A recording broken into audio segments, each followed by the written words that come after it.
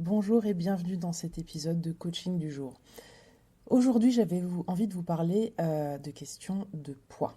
Alors, j'ai intitulé cet épisode Comment perdre du poids. Vous allez voir, je vais contredire mon propre titre.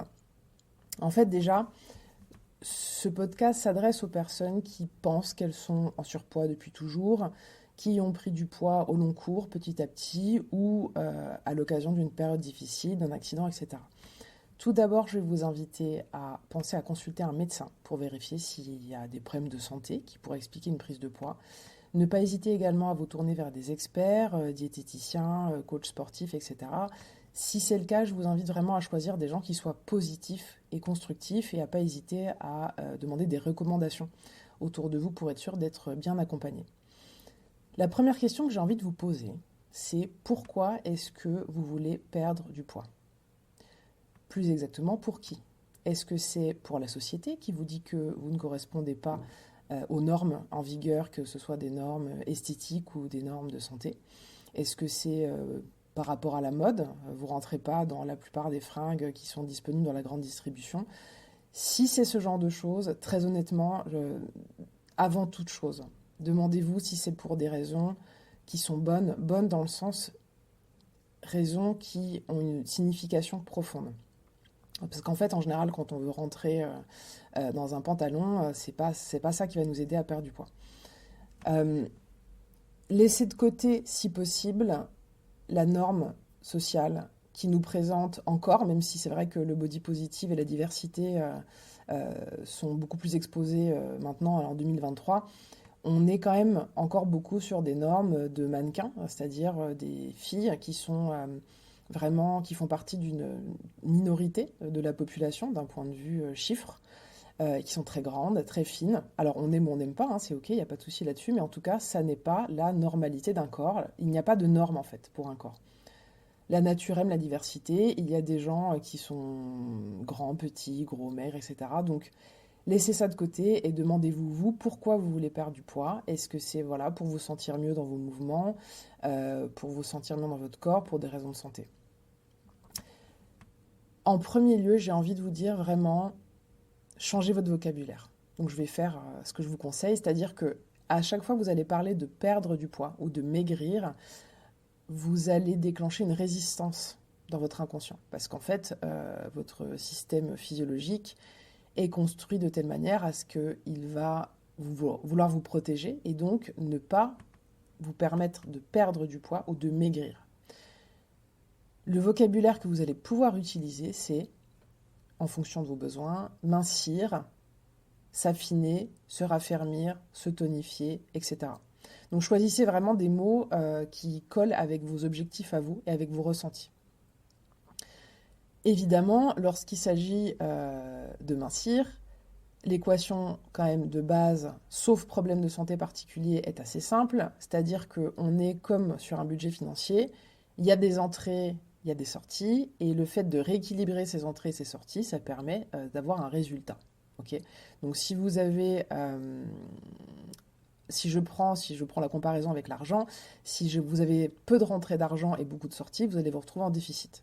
Donc l'idée, effectivement, ça sera potentiellement, à cette étape-là en tout cas du podcast, de diminuer les entrées et de monter les sorties, c'est-à-dire d'absorber un peu moins de calories et d'avoir une plus haute dépense calorifique. Alors, je vous donne ça de manière simplifiée. Il y a beaucoup de théories sur ces questions-là, plein de choses très intéressantes. Moi, j'essaie vraiment de simplifier d'un point de vue habitude, objectif. Et ensuite, encore une fois, n'hésitez pas à aller creuser ces sujets-là vers des experts. Hein. Ce n'est pas mon cas, je ne suis pas experte de la perte de poids. Moi, je vous parle d'un point de vue vraiment mental, objectif et coaching. Donc, pour aller dans ce sens, vous allez remarquer que je vais plutôt vous parler de ce que vous pouvez ajouter et pas de ce que vous pouvez ôter. Parce qu'en fait, dès qu'on se dit il faudrait que j'arrête de manger ci, ça, je sais pas vous, mais moi ça m'angoisse direct. C'est compliqué, ça nous met face au fait qu'on utilise l'alimentation comme aussi en général une aide à la gestion émotionnelle, ce qui est complètement ok et c'est un des éléments de construction de base de l'être humain. Le fait de croire qu'on ne devrait pas manger en lien avec nos émotions, selon moi, est une hérésie et une méconnaissance de l'être humain, en tout cas de son fonctionnement. Également, le fait de culpabiliser, de mal vous parler, de vous dire je suis nulle, j'ai pas de résistance, j'ai pas de volonté, etc. Tout ça, là, ça sert à rien et ça va absolument pas vous aider, ça va aggraver le problème. Ok. Pour ceux et celles qui peuvent avoir des pulsions alimentaires, alors là, je parle vraiment d'un point de vue global, hein, je ne parle pas d'un niveau qui serait de pathologie, de boulimie, etc. Hein. Mais en tout cas, voilà, moi, c'est quelque chose qui me concerne. Ça m'arrive effectivement d'avoir des pulsions alimentaires, en tout cas d'avoir des envies de sucre, de machin. Je sais que c'est pas forcément super utile d'un point de vue nutritif, mais ça me fait très plaisir. Et c'est un plaisir que je goûte, dont je profite. Et le fait de culpabiliser, encore une fois, n'arrange rien. Alors, pour vous parler des sorties, c'est-à-dire du fait de dépenser un petit peu plus de calories.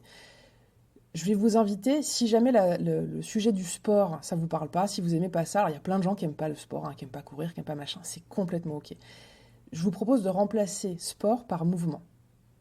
Et je vous invite à vous demander qu'est-ce qui vous plairait en termes de mouvement. Est-ce que vous aimez marcher, nager, courir, danser? Est-ce que vous aimez faire de la gym devant des vidéos chez vous, du badminton, du tennis, du cheval, des randos, enfin peu importe en fait. L'idée n'est pas de se dire je dois faire du sport et si possible un sport que je déteste, mais plutôt comment est-ce que je peux augmenter le mouvement dans ma vie. Quand vous avez trouvé des idées sur cette thématique du mouvement, je vous propose de vous demander comment est-ce que vous pouvez mettre ce mouvement de manière régulière dans votre vie et en faire une habitude.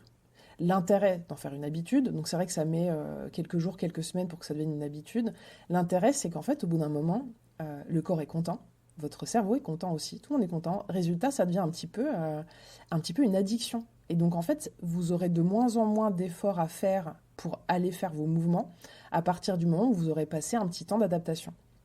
Donc ça, c'est quand même génial. Accepter l'inconfort du début, le temps que l'habitude s'installe.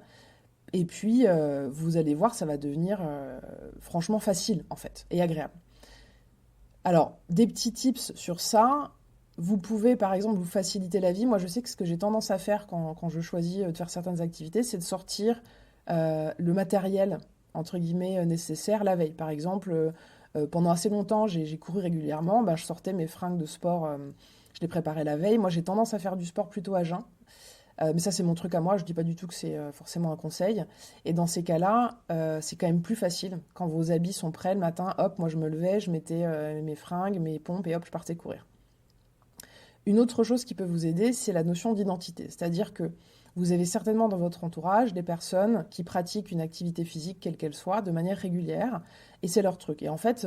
votre copine Sophie, bah, vous savez que Sophie, le samedi matin, elle est au yoga, ou Sophie, le samedi matin, elle est à la piscine. Donc ça, c'est vraiment identitaire. Vous allez choisir, en fait, qu'est-ce qui vous plairait d'être d'un point de vue identitaire sur cette question de mouvement. Quel genre de femme ou d'homme vous avez envie d'être vis-à-vis de ça. Et ça sera plus facile, si vous voulez, d'intégrer la nouvelle habitude. Et puis, vous allez pouvoir aussi choisir d'en parler à votre entourage, mais de manière très, très simple, hein, très banalisée. Bah voilà, moi, cette année, je fais du yoga. 2 fois par semaine. Hop, voilà, décision prise. Alors n'hésitez pas à faire des tests aussi. Je vous parle de yoga, ça peut être tester une salle de sport. En général, il y a pas mal d'activités comme ça qu'on peut tester sur 1 ou 2 séances, soit gratuitement, soit à prix réduit. N'hésitez pas à aller explorer ce qui peut vous plaire. Allez-y avec des amis qui pratiquent régulièrement. Franchement, il y a moyen de faire des trucs vraiment sympas. Ce que je peux aussi vous inviter à faire, c'est à penser plus en termes de santé plutôt qu'en termes d'apparence. Moi, personnellement, je sais que si je me dis, ah tiens, j'aimerais bien être plus mince pour pouvoir porter tel ou tel vêtement que je considère peut-être qu'ils vont mieux quand on est plus mince, bah, en fait, très honnêtement, ça peut peut-être me traverser dans un magasin en voyant un vêtement, mais c'est pas du tout une motivation suffisante. Genre, pas une seconde, ça me permettra en profondeur de changer mes habitudes. C'est pas, enfin, je m'en fous en fait, pour être parfaitement honnête. Par contre, si je pense à la question de la santé, à la question d'être libre de mes mouvements, d'avoir de l'énergie, de pouvoir faire ce que je veux, mes activités, des voyages, des machins, là tout de suite, la motivation chez moi est hyper haute. Donc demandez-vous quelle est votre motivation profonde. Encore une fois, comme je vous disais au début, si c'est par rapport à la mode, à machin, à truc, ou à un événement précis, en général, ça ne tient pas dans le temps. Essayez de trouver une motivation qui fasse sens pour vous. Et vous savez quoi? Si vous ne la trouvez pas, peut-être qu'en fait, ça veut dire qu'il n'y a pas grand-chose à changer et c'est OK, en fait. Il n'y a pas d'obligation. Il n'y a d'obligation nulle part. Vous êtes parfait comme vous êtes, c'est complètement OK.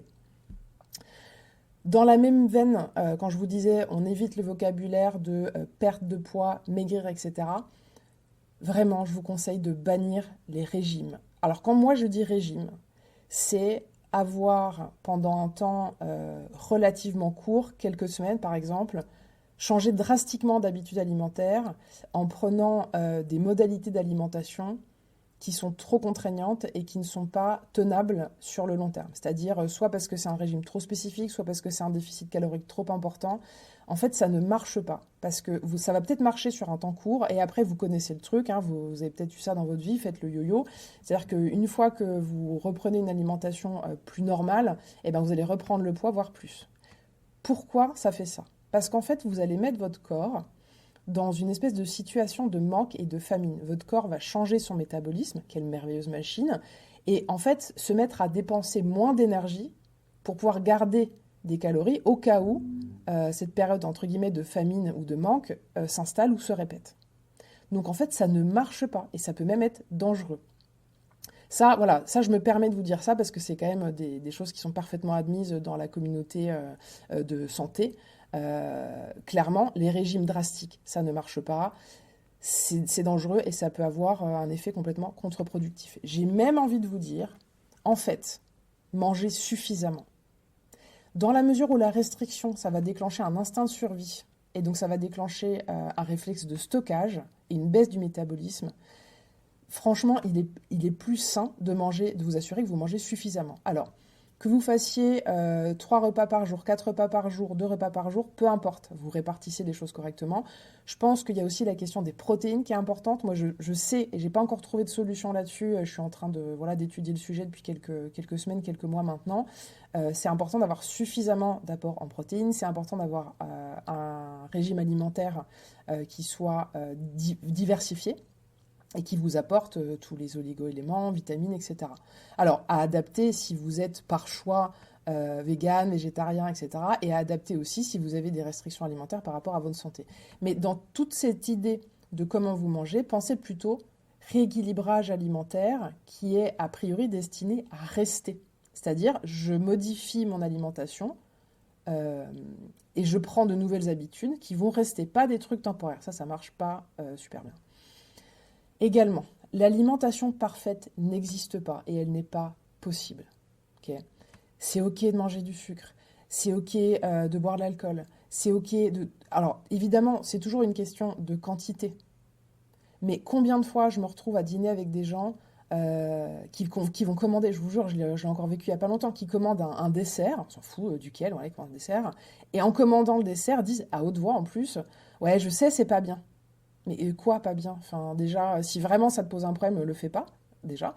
Et puis, c'est pas bien de... Parce que quoi? Parce que la société t'a dit que récemment, c'est le sucre qui est pas bien, et dans les années 80, c'était le gras qui était pas bien, et dans X années, ce sera autre chose. Bon, il y a des modes aussi sur la question de l'alimentation qui sont plus ou moins liés aux découvertes scientifiques, mais pas forcément. C'est aussi, il y a aussi des lobbies alimentaires, des dadas voilà, qu'on a pendant un temps. Il faut manger ça, il faut pas manger ci. Bon, laissez tomber l'alimentation parfaite. Pensez plutôt à l'alimentation diversifiée, équilibrée et qui vous convient à vous. Et vous n'avez pas les mêmes besoins que votre voisin ou votre voisine ou la personne avec laquelle vous vivez. Demandez-vous plutôt quelle est l'alimentation qui vous convient à vous. Ça veut dire faites des tests. Alors vous pouvez vous tourner vers l'Ayurveda, vers la naturopathie, vers, si vous voulez, des disciplines qui sont vraiment liées au bien-être au quotidien et qui vont peut-être vous donner des pistes de choses auxquelles vous n'aurez pas pensé dans ce que vous auriez besoin de manger ou dans ce qui serait peut-être pas mal de manger moins souvent. Alors il y a des gens, j'en fais partie, effectivement, moi le gluten en grosse quantité, genre pizza ou gros plat de pâtes, franchement, c'est devenu compliqué.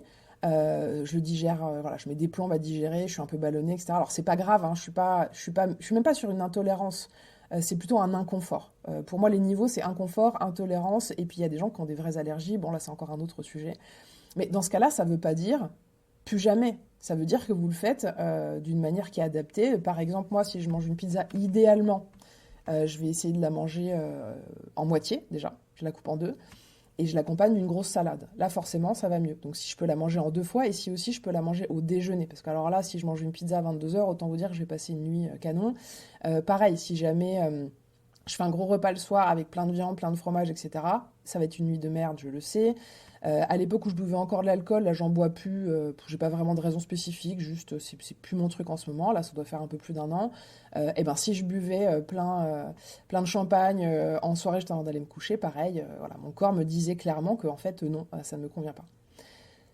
Vous pouvez aussi vous autoriser à faire des choix. Donc l'idée c'est de ne pas s'interdire des choses, mais plutôt de choisir intelligemment, d'avoir du discernement et de choisir en conscience. Par exemple, il me semble, sauf erreur, hein, que le champagne est moins calorique que la bière, qu'une tarte aux fruits c'est peut-être mieux ou plus léger qu'un gâteau au chocolat, etc. Donc bon, ça c'est vraiment, sortez-vous de la tête de vous dire ça c'est interdit, mais dites-vous plutôt, voilà, j'ai envie de prendre un verre, quel alcool serait le plus cool?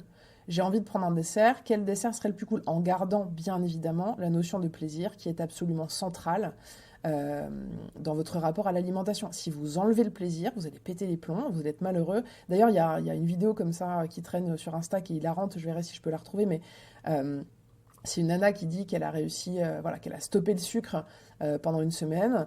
Et elle dit, voilà, est-ce que j'ai plus d'énergie? Oui. Est-ce que j'ai perdu un petit peu de poids? J'ai dégonflé? Oui. Est-ce que je suis plus heureuse? Non. Est-ce que mon humeur s'est améliorée? Non. En gros, en fait, c'est peut-être bien sur certains plans, mais en fait, à vivre, c'est l'enfer. Donc ce genre de truc, pour moi, n'a pas de sens. Mais à la rigueur, si vous le faites, faites-le vraiment par curiosité. Dites-vous, tiens, qu'est-ce que ça me ferait si pendant 3 jours entiers, je ne mangeais aucune source de sucre? Et je parle pas juste de sucre industriel, hein, je parle aussi, en anglais on dit carbohydrates, donc c'est les féculents, hein, si je me trompe pas. Voilà, testez, dites-vous, voilà, je fais ça par curiosité pour instaurer un dialogue avec mon corps et avec mes émotions, et observer, mais pas du tout dans une idée de vous dire, ah il faut faire ça, c'est pas bien, machin, ça c'est nul.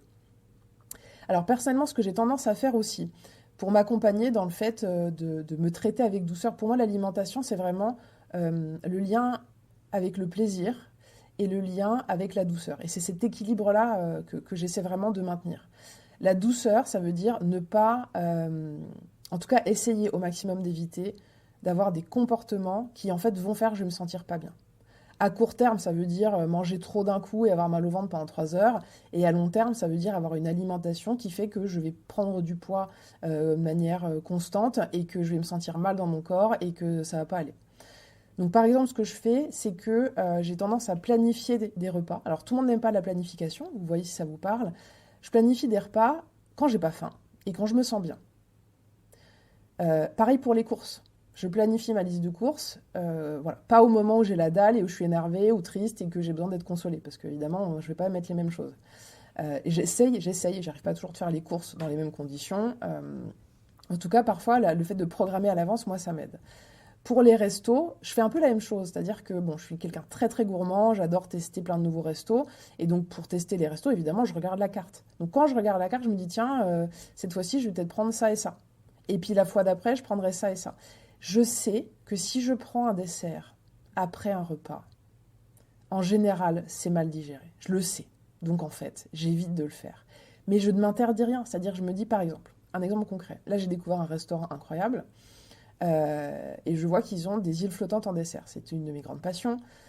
Je prends, je sais plus ce que j'ai pris, un tartare de thon et d'avocat et une salade. Bon, il fait chaud, j'avais pas hyper faim, machin. Et je me dis, ok, je prendrai ça en dessert. Et je m'aperçois, après avoir mangé le tartare, la salade et puis du pain, que en fait, vraiment, je suis à satiété. Okay, j'ai eu la quantité de nourriture dont j'avais besoin. Et je savais pertinemment que si je prenais un dessert là-dessus, j'allais me sentir mal. Donc, en fait, je n'ai pas pris ce dessert. C'est-à-dire que planifiez ce que vous allez prendre et puis ajustez en fonction de comment vous vous sentez. Prenez quelques minutes quand le serveur vient pour dire est-ce que vous voulez un dessert, vous prenez la carte et vous dites ouais, je vais regarder, je vais prendre quelques instants. Et parfois, le fait de se donner ce petit temps de réflexion, ça vous permet d'interroger votre sensation et de vous dire bon, est-ce que ça va le faire ou pas pour moi?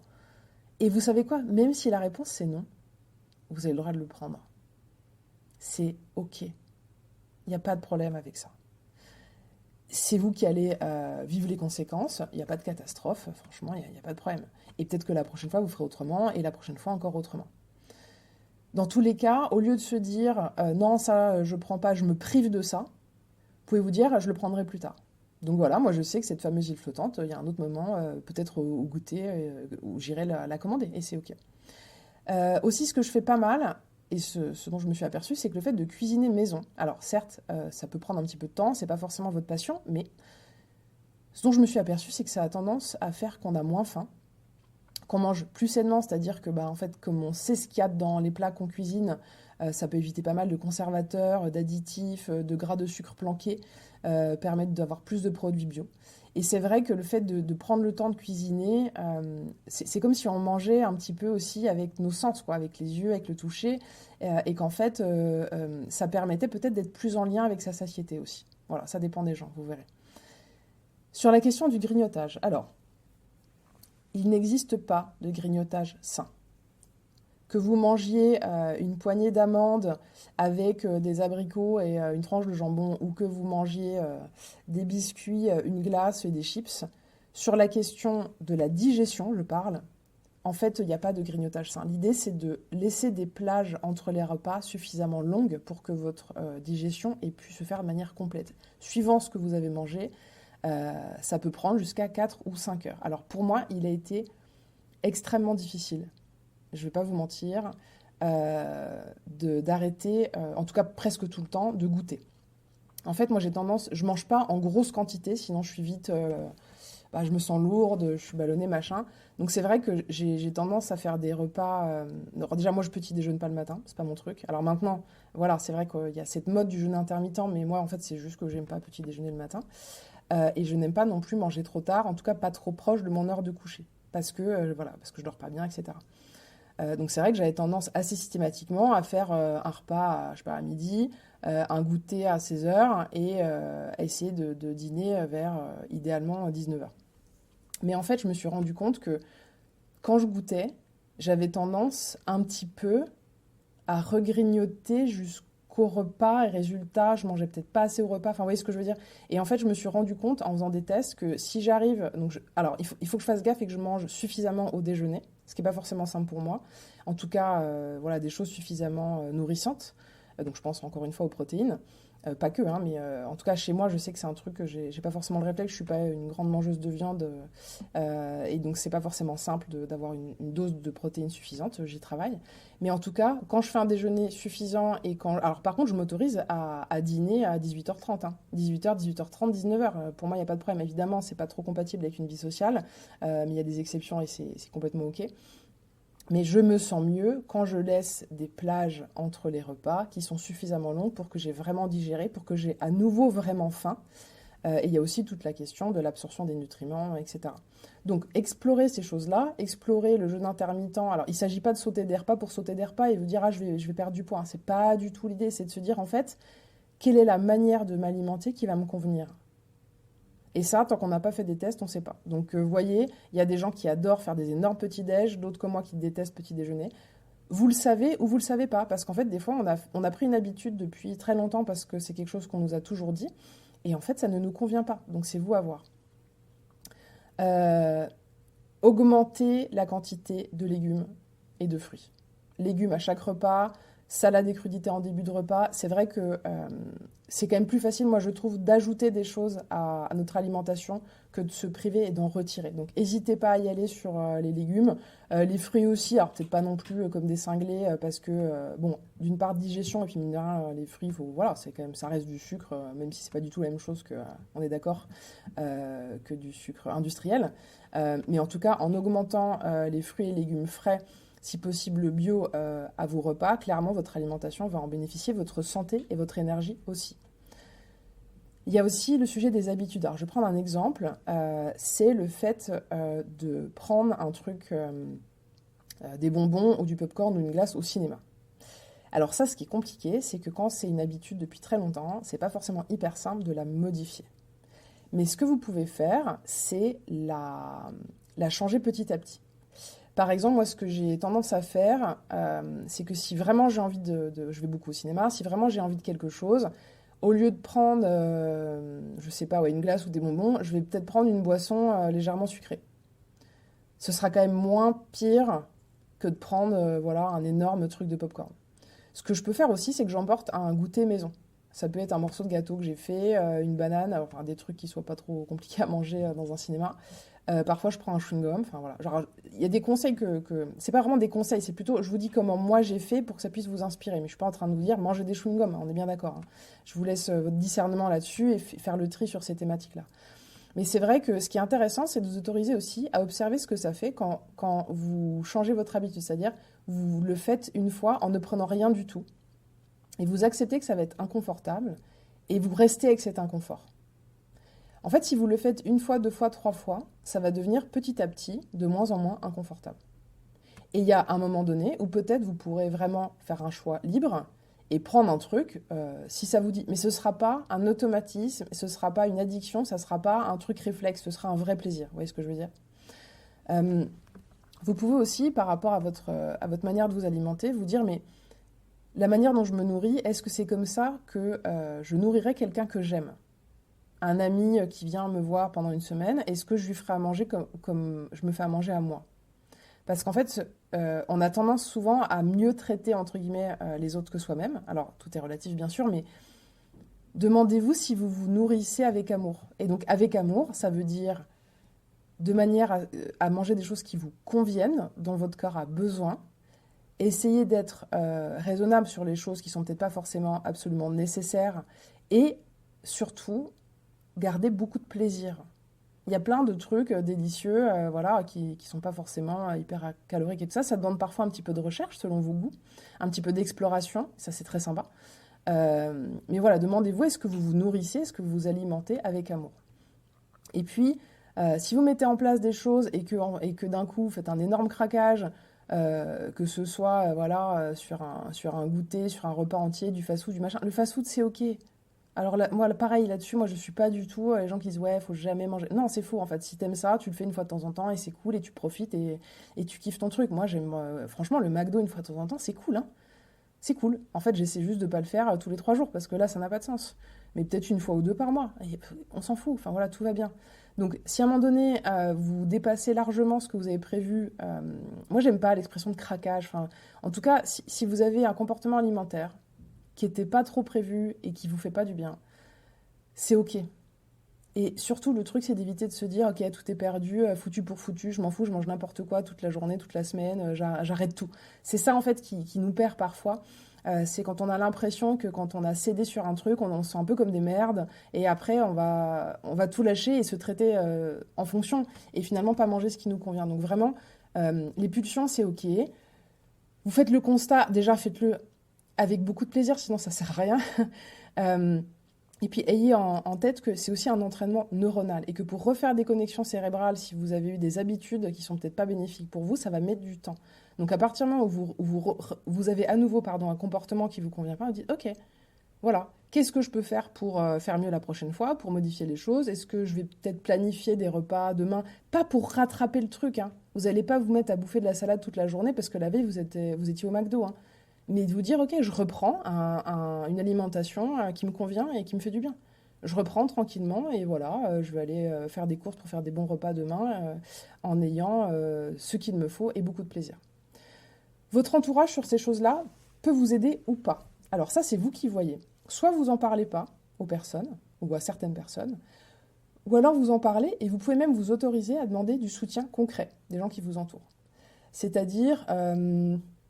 si vous vivez avec quelqu'un, vous pouvez lui dire, voilà, est-ce que tu es OK pour que pendant qu'on change certaines habitudes alimentaires, voilà, ou pas. Quand vous allez dîner avec vos copains, vous pouvez aussi leur dire, voilà, moi en ce moment, il y a des trucs que j'ai plus trop envie de manger, donc si on peut plutôt aller dans tel ou tel type de resto, comme ça, voilà.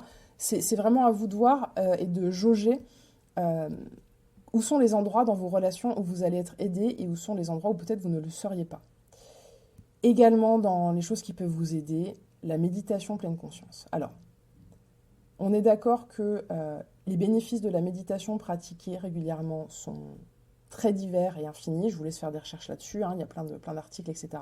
Et c'est vrai qu'en lien avec l'alimentation, ça permet peut-être parfois de gagner en recul par rapport à vos choix. C'est-à-dire d'être tout simplement un peu plus conscient des choix que vous faites et un peu plus conscient de ce que vous mangez également sur le moment. C'est-à-dire de pouvoir vraiment prendre le temps, apprécier un repas, le goûter, quitte à parfois volontairement manger seul pour pouvoir vraiment déguster quelque chose en n'ayant absolument rien qui va vous divertir votre attention du sujet. Donc manger en pleine conscience, c'est intéressant. Pratiquer la méditation pleine conscience régulièrement, c'est intéressant aussi dans la gestion des émotions qui peuvent effectivement vous amener à faire des choix qui ne sont peut-être pas les plus judicieux pour vous. Par rapport à votre corps, moi je vous invite vraiment à accepter votre corps comme il est là maintenant. Je vous demande pas de l'aimer parce que pour moi, parfois, c'est pas possible. Moi, il y a des moments dans ma vie où je n'aimais pas mon corps et on m'aurait dit « mais aime-toi », j'aurais dit « ben non, je suis désolée en fait, j'en suis pas là et c'est ok ». Par contre, il est comme il est. Ça, c'est une réalité factuelle. Donc en fait, le détester profondément et vous maltraiter, ça n'a jamais aidé personne à modifier ses habitudes. Je vous donne des exemples concrets. Au niveau de votre garde-robe, si ça fait plus de 2, 3, 4 ans que vous avez une pile de vêtements qui sont trop petits ou que vous continuez à porter des vêtements trop petits, trop serrés, inconfortables, laissez tomber ça.